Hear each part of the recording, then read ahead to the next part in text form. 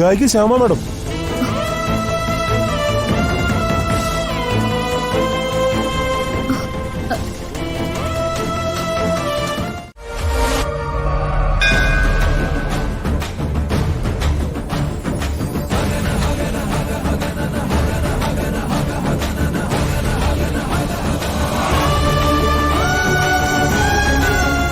രാധിക അത്തം നക്ഷത്രം.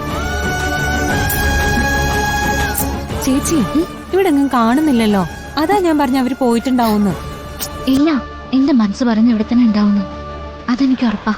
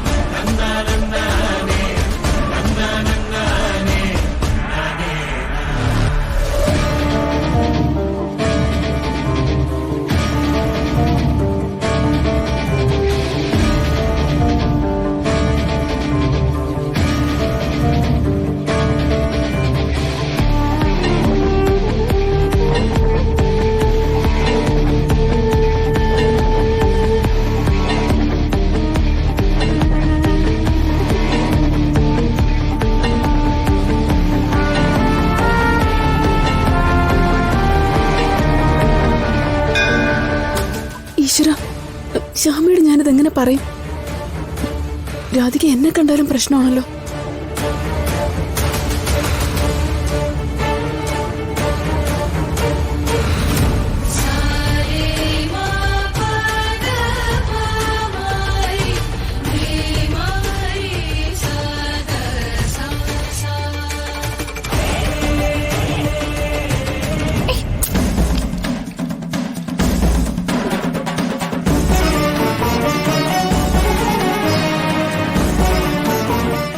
ഇങ്ങോട്ട് വരുന്നില്ലെന്നുള്ള തീരുമാനത്തിലായിരുന്നു. ഞാനാ ഇവളെ നിർബന്ധിച്ചു കൊണ്ടുവന്നത്. അത് ഈ കുടുംബത്തിനോട് എനിക്കുള്ള വിശ്വാസം.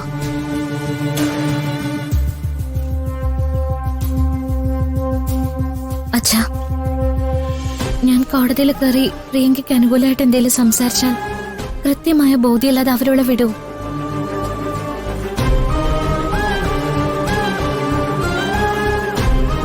മുത്തശ്ശി, പ്രിയ അവർക്ക് പണം കൊടുത്തു എന്നുള്ളത് സത്യ.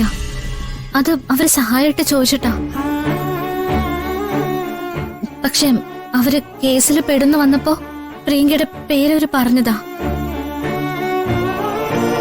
കണമംഗലത്തുകാര് പ്രിയങ്കയെ രക്ഷപ്പെടുത്തുമ്പോ അക്കൂട്ടത്തിൽ അവർക്കൂടി രക്ഷപ്പെടാന്ന് തോന്നില്ല.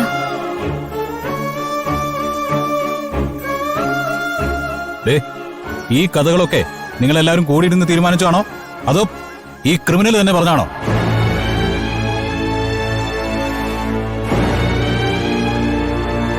ഞങ്ങളുടെ കുടുംബത്തിന് നിങ്ങളുടെ കാലിൽ വീണ് ഇറക്കാനേ പറ്റൂ.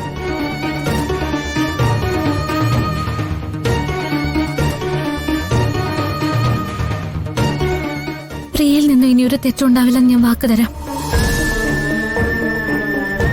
അങ്ങനെ എന്തെങ്കിലും ഒരു തെറ്റിനെ അവള് കാണിച്ച ഞാനോ അച്ഛനോ ഞങ്ങളുടെ കുടുംബത്തിലെ ഏതെങ്കിലും ഒരാളോ ഒരിക്കലും ഇങ്ങനെ വന്ന് കെഞ്ചില്ല.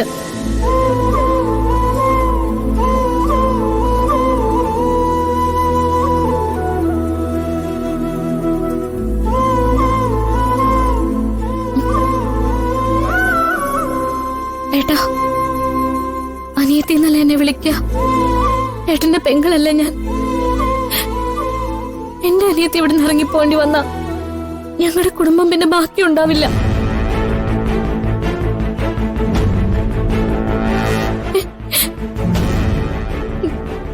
എന്റെ അച്ഛനാണ് ഇപ്പൊ സാറിന്റെ മുന്നിൽ നിൽക്കുന്നെങ്കിൽ അച്ഛൻ ഈ കാല് പിടിക്കുമായിരുന്നു.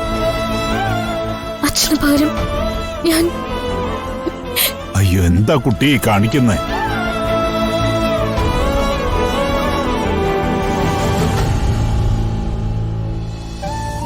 നിന്റെ നന്മയിലോ സംസാരത്തിലോ പ്രവൃത്തിയിലോ ഒരിക്കലും ആർക്കും ഒരു സംശയവും തോന്നിയിട്ടില്ല. പക്ഷേ